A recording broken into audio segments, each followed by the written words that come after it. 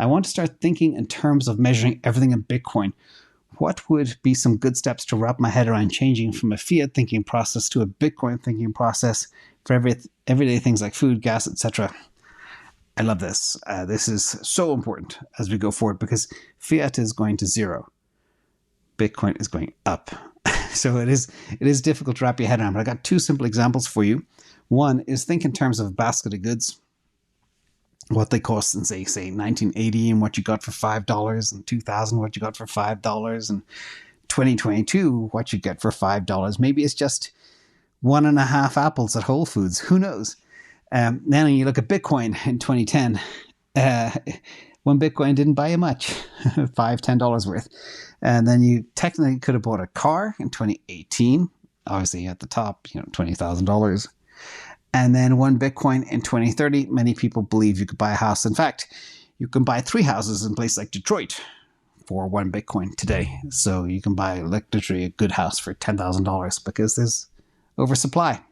And that's an issue. But even a better way to think about it, and this is cool, I hinted at this yesterday, and a big thank you as well to the motivation from Sanjay, but think in terms of a family of 4 budget. And this could be super helpful to convince your loved ones that you need to get some for your family.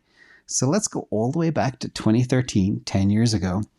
And Americans believed back then that $58,000 was enough money to support a family of 4.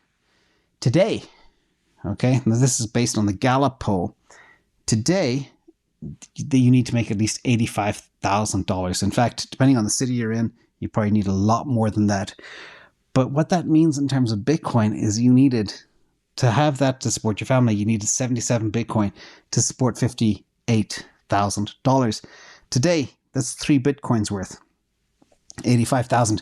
Imagine if you had the foresight 10 years ago to, instead of, feeding the family for a year, spend $58,000 and buying 77 Bitcoin, then you'd be set today. So that's just numbers. So these are some examples of how you can approach wrapping your head around measuring everything in Bitcoin.